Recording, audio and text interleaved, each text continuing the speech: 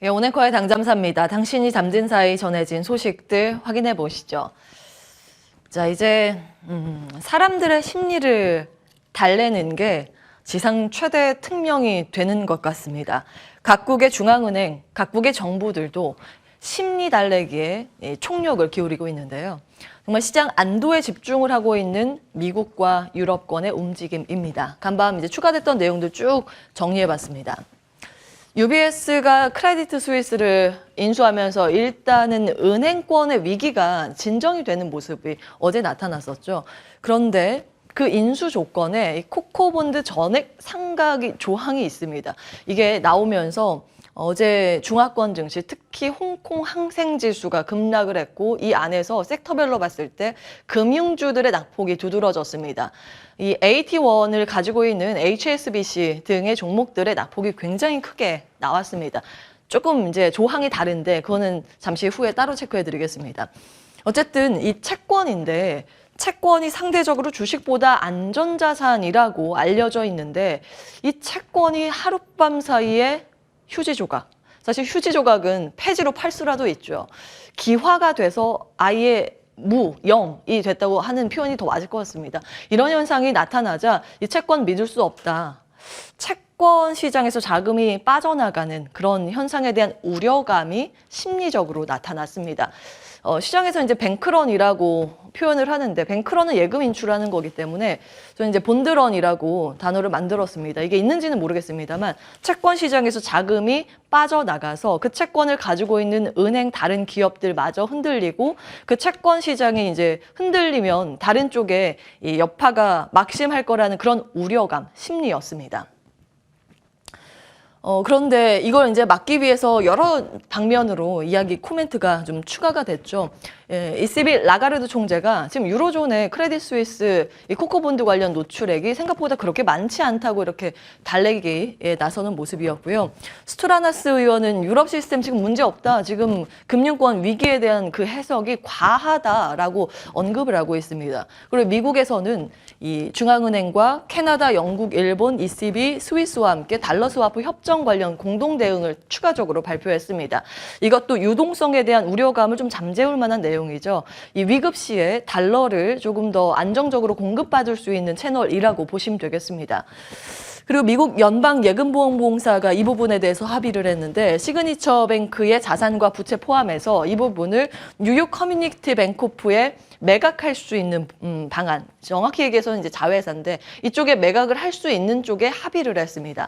지금 은행이 뭐 파산하고 없어지는 이 방향보다 인수합병의 물꼬를 이렇게 트고 있는 그 방향성을 참고해 보시면 되겠습니다. 심리가 굉장히 중요합니다. 작년부터 이제 말씀을 드렸던 내용인데요.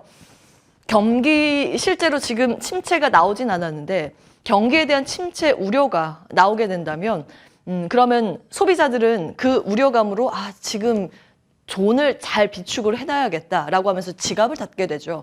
그럼 지갑을 닫게 되면 이 기업 입장에서는 매출이 줄어들게 됩니다. 그럼 기업들이 힘들어지고 실제로 후행적으로 경기 위축이 나오는 그런 사례도 있고요. 인플레이션 관련해서도 지금 인플레이션이 나오고 있진 않지만 앞으로 물가 더 오를 거야라는 공포가 한 번에 확산이 되면 소비자들은 오르기 전에 물건 사놔야겠다. 물건 사재기를 하게 되겠죠. 그러면 물가 상승으로 이동이 될 수가 있습니다. 이게 심리가 실제 경제에 미치는 이 사례들인데요. 뱅크론도 마찬가지입니다.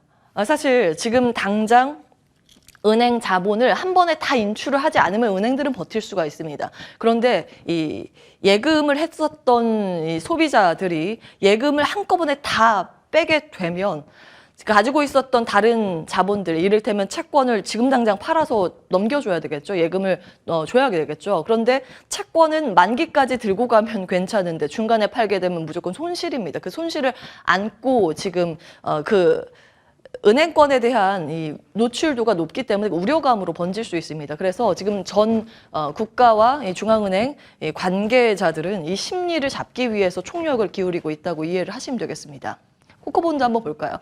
사실 이게 어제 이미 이제 나왔었던 내용인데 이것까지 하면 시간이 너무 길어져서 그냥 채권 시장의 불안으로 좀 정리해서 말씀을 드렸는데 신종자본증권이라고 해서 예전에 이제 은행 파산이 될 것 같아서 그걸 대비해서 자본 보강을 할 수 있는 수단입니다. 이제 은행을 위해서 만들어진 건데 채권은 채권입니다만 일종의 채권 중에서도 리스크가 원래 큰 채권입니다. 은행 자본 특정 수준 아래로 떨어지게 되면 이 대부분의 주식, 즉 이제 자본으로 변경을 할 수 있게 되는데 그 과정에서 전부 혹은 부분 상각 처리가 되게 되죠. 그러면 손실이 이제 투자를 했었던 투자자 입장에서 손실을 안게 될 수 있습니다. 이 목적은 은행 파산 비용 부담 막기 위해서 이제 부채와 자본 완충 역할을 하기 위해서 만든 건데 조항별 차이점이 있습니다. 지금 시장에서 이제 과도하게 AT1에 대해서 다른 AT1까지 좀 우려감이 동일하게 좀 리스크를 잣대를 대고 보고 있는 것 같아서 가지고 왔는데요. 블룸버그 통신의 이제 자료 내용입니다. 이게 보일지 모르겠습니다. 그 크레디트 스위스 빨간 라인 여기에 있는 거고 맨 마지막에서 그 위쪽이 UBS입니다. 여기에 가장 오른쪽이 라이트업에 NO라고 표시되어 있는 게 딱 이 두 부분이거든요. 스위스 부분은 보시면 전액 상각 처리 조항이 여기에 이미 있습니다. 그런데 다른 쪽 보실까요? 일부 혹은 주식 전환 거의 이렇게 나와 있죠. 유로존과 영국 등의 조항을 보시면 임시 상각 혹은 주식 전환입니다. 그러니까 자본이 지금처럼 0으로 하루밤 사이에 그렇게 되는 구조는 좀 다릅니다. 예를 들어 볼까요? HSBC, AT1 같은 경우에는 여기에는 이제 주식 전환의 조항이 이미 달려 있습니다. 그래서 좀 성격은 다르지만 다만 이것도 심리의 문제. 이 본드론에 대해서 우려감이 더 확산된다면 이쪽에 우리 투자 못하겠다 일단 자금 빼 이런 움직임이 나오게 된다면 또 추가적인 변동성 가능성은 있습니다. 그 부분은 또 염두에 두셔야겠고요. 지금 각국의 움직임은 이렇습니다. 이것 때문에 시장에 대해서 특히 은행주에 대해서 아직 투자하기에는 리스크가 있다라고 우려감이 많이 나오는 이유기도 한데요. 지난 3월 14일에 당잠사에서 말씀을 드렸습니다. 이게 워낙 상황이 긴급하게 돌아가다 보니 이게 SVB 사태 이후로 미국 쪽에서 비상대책을 내놨었죠. 그래서 이제 예금 전액 보호키로 하면서 일단 우려감이 일단락되는 모습이었습니다. 근데 그때 같이 말씀을 드렸지만 여기에 예금자에 대한 보호는 있지만 투자자에 대한 보호는 없습니다. 주식과 채권은 보호 대상에서 제외가 돼 있다는 부분이 명확하게 제시가 되어 있습니다. 이건 미국 쪽이고 이 부분 좀 다른 부분이겠지만 지금 각국의 움직임은 1차적으로 보호해 주려고 하는 부분은 예금자 보호입니다. 이런 부분들 체크해 보시기 바라겠고요. 시장 보겠습니다. 3대 지수 일제히 간밤 상승 전환에 성공을 했습니다. 이제 우려감을 불식시키기 위한 각국의 이 움직임에 시장은 조금은 안도 랠리를 보였습니다. 은행 우려의 안도가 일단 나오기는 했는데 자산에 대해서 시스템 우려를 피하고 보자라는 이제 회피 현상이 나오기는 했습니다. 안전자산의 그 대표적인 성격을 가지고 있는 금선물이 장중에 온스당 $2,000를 노크하기도 했습니다. 굉장히 가파르게 금 가격이 올라가고 있는 상황이고요. 비트코인도 장중에 급등을 하다가 요즘 단기간에 굉장히 많이 올랐죠. 그래서 차익 매물로 소폭 떨어지긴 했지만 여전히 높은 수준을 유지하고 있습니다. 그러나 어찌되었든 시장에서 안도감이 형성이 되면서 S&P 500에 있는 전 섹터가 올랐습니다. 특히 이제 유가가 반등을 하면서 에너지 섹터가 가장 많이 올랐고요. 그동안 많이 빠졌습니다. 그러니까 그동안 굉장히 많이 빠진 순서로 올라왔다라고 이해를 하시면 되겠습니다. 소재, 산업재 이런 것들은 또 경기에 대한 우려감으로 그동안 많이 움츠려 있었던 종목들이었죠. 이들 위주의 강세였고 금융주들은 희비가 좀 엇갈리긴 했지만 그래도 상승 전환에 성공한 종목이 조금 더 우세한 모습이었습니다. 히트맵이 나와 있습니다. 이제 먼저 금융주의 반응 볼까요? 대부분 이렇게 상승 전환을 시도했는데 여전히 이제 좀 약세 흐름을 보인 몇몇 종목도 있었습니다. 이게 종목별로 쭉 정리를 해봤는데요.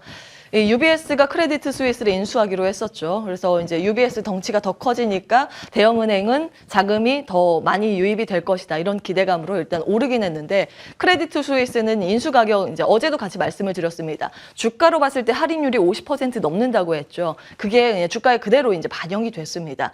그래서 지금 각국 정부는 주식에 대한 부분을 보호해주는 게 아니라 예금자 보호라는 부분 같이 체크를 해보셔야겠고요. 퍼스트 리퍼블릭은 S&P 신용평가사에서 신용등급을 굉장히 많이 강등을 했는데 거의 이제 정크본드 수준이죠. 거의 이제 파산 직전에 있다고 이제 볼 수 있을 만한 등급으로 내리면서 시장에 이제 우려감이 크면서 이런 종목들이 많이 떨어졌습니다만 대형주 위주의 강세가 굉장히 컸습니다. 이 최종 승자가 결국에는 대형 은행 쪽이라는 분석들이 굉장히 많기는 합니다. 많이 떨어졌던 종목 반발 매수세도 있었고요.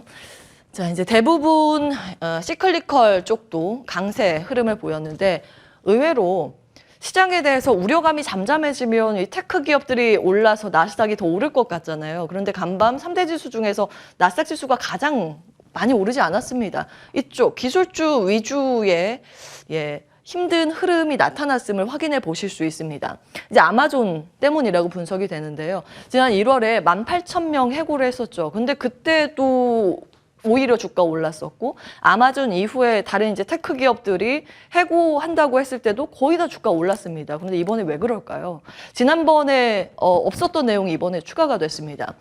사실 아마존 하면 클라우드 컴퓨팅 부분이 거의 이제 앞에 내세우는 자랑처럼 여기는 이제 마진 구조가 좋은 산업 쪽입니다. 그런데 여기에서마저 이번에 처음으로 추가 해고키로 하면서 그러면 지금 빅테크 기업들은 중요 인력마저도 자를 정도로 힘든가? 라고 해석이 되면서 2차 구조조정이 빅테크에서 나타날 가능성이 있다라는 이런 우려감이 이제 미국 쪽에서 번졌습니다. 그러면서 이제 마이크로소프트도 2% 넘게 빠졌고요. 구글 0.5% 하락, 아마존은 1.2%의 약세를 보였습니다. 이제 반도체 쪽은 그래도 거의 대부분 양호한 흐름이죠. 좋았습니다. 그런데 가운데 몇 개 기업이 웃지는 못했죠. 그 내용도 정리해 보겠습니다. 우리 시장에 연관이 있는, 우리 시장에 크게 영향을 주는 두 개 지표 좋았습니다. 그래서 우리 시장 오늘 이제 상승 출발이 예상된다는 분석이 많은데요. 필라델피아 반도체 지수 1% 강세였습니다. 대형 IBM, 소보장 같이 움직이는 강세였고요. 러셀 2000 지수, 중소형주 중심의 이 지수도 1% 넘는 강세였습니다. 엔비디아는 AI에 대한 기대감으로 연일 상승세고요. 마이크론, 이쪽은 메모리 반도체죠. 우리나라 SK 하이닉스, 삼성전자와 연관도가 있는 기업입니다. 이 종목의 탄력이 훨씬 더 좋았습니다. 1.7%의 강세였는데요. 홀로 웃지 못하는 앞서서 그 가운데 빨간 색으로 칠해져 있었던 그 종목이 AMD인데 1% 넘는 조정이었습니다. 월가에서 이런 분석을 내놨거든요. 지금 미국 정부는 그 반도체 산업 쪽에 큰 폭으로 지원을 하고 있죠. 그럼에도 불구하고 패키징이나 테스트 이런 장비 쪽의 분야의 주도권 경쟁에서 미국 기업들보다는 아시아가 워낙 강하기 때문에 아시아 쪽에 이런 패키징 테스트 패배하고 있다. 이런 분석이 있습니다. 그 영향 때문에 많이 떨어지긴 했는데 자 그렇게 된다면 우리 시장의 장비주에 대한 좀 기대감으로 해석이 될 수 있을까라는 관점으로 이 밸류체인들 쭉 정리는 해봤습니다. 대략적인 내용이기 때문에 그냥 한번 쭉 보시기 바라겠고요. 반도체 장비 밸류체인이 전공정, 후공정 다 포함된 부분입니다. 근데 사실은 장비 쪽의 매출은 잡히기 시작하긴 했는데 투자 의견은 엇갈립니다. 이제 출연자들을 통해서 이 투자 의견 다시 한번 정리를 해보도록 하고요. 자, 이제 전략적인 부분 고민을 해보겠습니다. 최근 들어서 시장의 흐름 보시면, 우리 시장 특히 보시면 거시적인 상황도 시장 추세도 그렇게 영향이 크진 않은 것 같습니다. 오히려 주도주 위주의, 테마주 위주의 강세만 두드러지고 있는 그런 국면이죠. 굉장히 특이한 현상입니다. 이 테마주에 대한 대응을 어떻게 해야 할까? 이런 이야기가 있습니다. 파티에서 음악이 흘러나오는 마지막 순간까지 춤을 춰라. 그러나 파티가 끝나면 바로 나갈 수 있게 문 근처에서 춤을 춰라. 테마주에 이제 수급이 계속 유입이 되고 있습니다. 그거에 대해서는 어떻게 이제 펀더멘털로 분석을 할 수 있겠습니까? 다만 그런 흐름들이 즐기는 흐름 속에서 이후에 미세한 변화가 감지되면 발빠르게 대응할 수 있도록 매크로 상황, 시장 추세, 주도주의 변화, 수급 모두 챙겨 보셔야겠습니다. 자, 그런 관점에서 어제 시장에서 움직였었던 종목들 쭉 정리를 해왔는데요.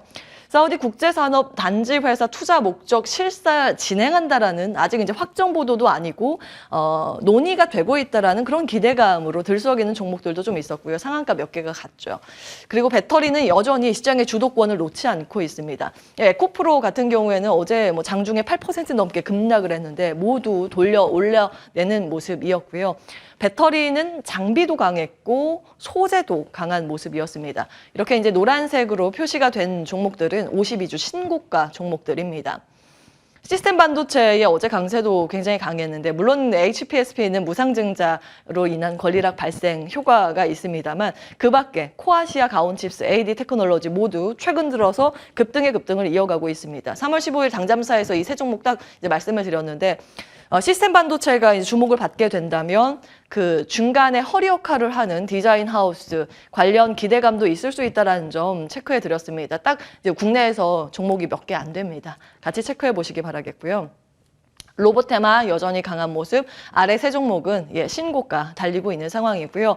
바이오 헬스케어도 모처럼 만에 선별적인 강세가 나타났습니다. 암학회 일정이 있기 때문에 그와 연관된 기대감을 가지고 있는 종목들 선별적인 강세 있었고요. 우주테마는 통신 관련 기업들 위주의 강세가 두드러졌습니다. 3월 16일에 당잠사에서 이제 말씀을 드렸는데 자금이 앞으로 어디를 갈까 그런 부분을 계속 체크해 보셔야겠습니다. 민간 투자를 독려하기 위해서 특히 이제 시스템 반도체 분야가 가장 크다는 점 그때 말씀을 드렸는데요.